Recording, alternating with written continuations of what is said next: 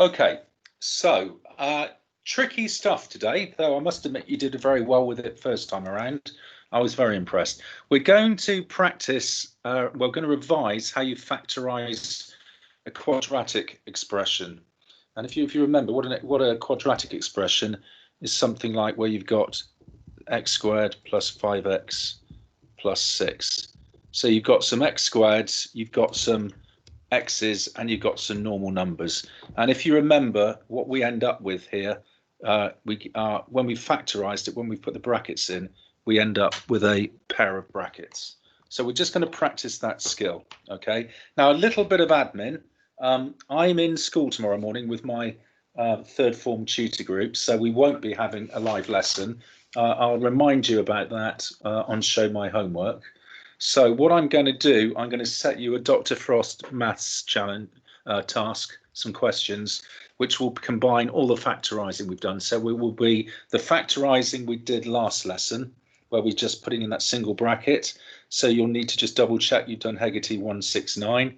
So I'm going to include a few questions on that. And then I'm also going to include some questions on what we're about to do now. So that will be Hegarty 223. Okay, so today's homework is going to be Hegarty 223.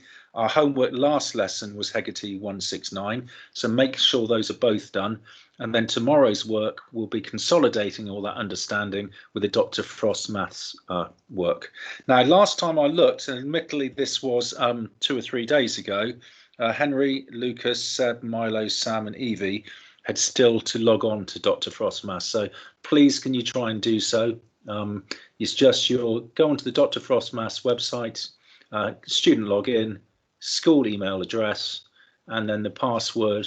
If you haven't already set it up, then you just write in password lowercase, and that will be a password until you change it. So that sets the scene. Let's just practice how to do this. Right, so I just need to insert a page. So let's just go and practice how we do one of these. So let's say we're going to have to factorize, let's say x squared plus 7x plus 12. Now we know the answer is going to be a pair of brackets, and we know the way to get an x squared, that's got to be an x and that's got to be an x. So when we do that first claw, x times x gives us that x squared. So we've got to then have a strategy for working out how to work out these two numbers that go here and here. Now, just to remind you, this is your thought process. Your two magic numbers have to multiply to be the guy on the end. All right, so when the two magic numbers have to multiply to be the 12. Okay, and yet at the same time, they've got to add to be the 7. Okay, so they add to be the 7. Okay, so that's the key bit to remember. Your two magic numbers multiply to be the number on the end. It may be plus or it may be minus, but it's 12, but they add to be 7.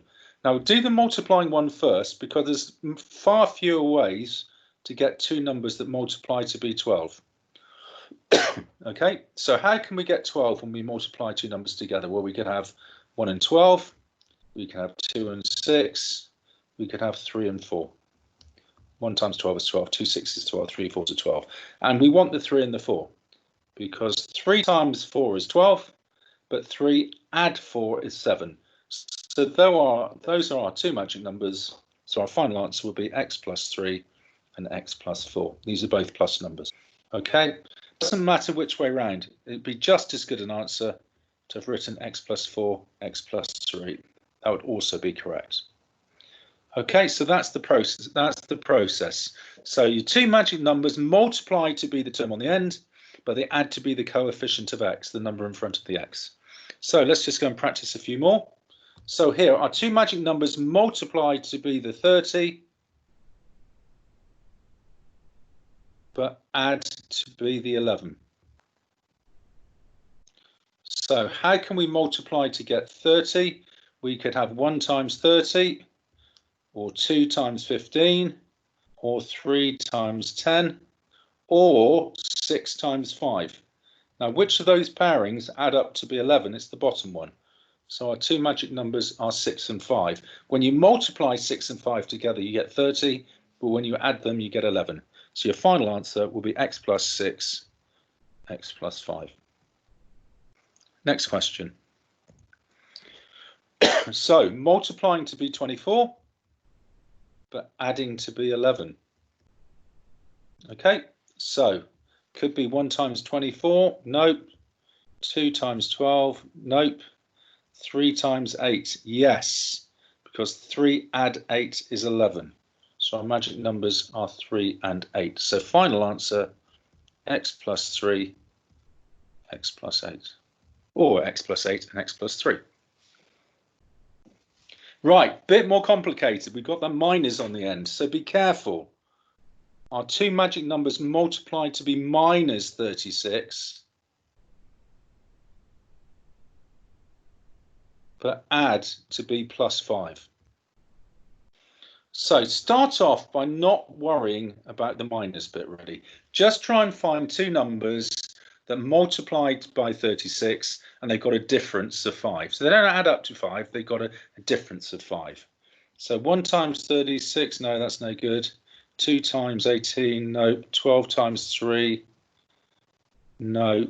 9 times 4. Oh, I like the look of that, because 9 times 4 is 36, and the difference between 9 and 4 is 5. So my starting point is 9 and 4.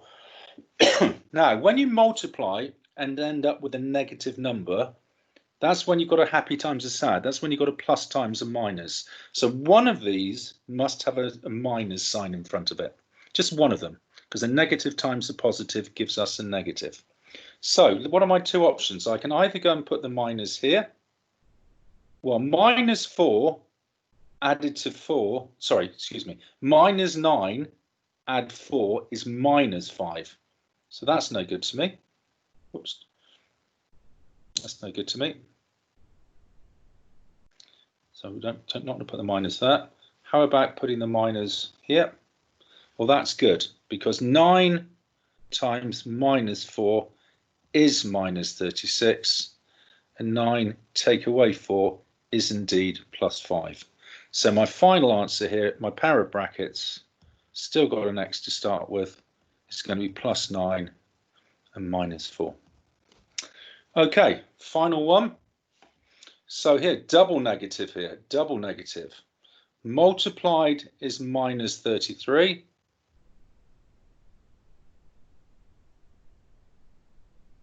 Added is minus 8. Okay, now, okay, so how do I get 33 when I times? And again, I'm looking out for a difference of 8. So 1 times 33, 3 times 11, and there we go. That's nice. 3 times 11 is good because it's got a difference of 8. 11 take away 3 is 8. So 11 and 3. Now again, I'm going to need to have a single negative attached to one of these, because a negative times a positive is a negative. But on this occasion, I'm going to attach the negative to the bigger number, because 3 take away 11 is minus 8. So my final answer here, pair of brackets, is going to be x minus 11, x plus 3. So there we go, folks. Thank you very much for joining me. So if you could go and do Hegarty number 223, please. And then make sure tomorrow that you know how to get on to Dr. Frost Maths. And then tomorrow's lesson, we won't have a live lesson. I just want you to be getting on with the Dr. Frost Maths questions that I've set. And then I will see you again after that on Monday. So have a good weekend, everybody, when it finally arrives. Okay. Yes, well, it's a long way off. We're only Wednesday, aren't we? So yes, so tomorrow, Dr. Frost, Thursday. I don't see you Friday. I will see you Monday. Okay, cheers, guys. Bye.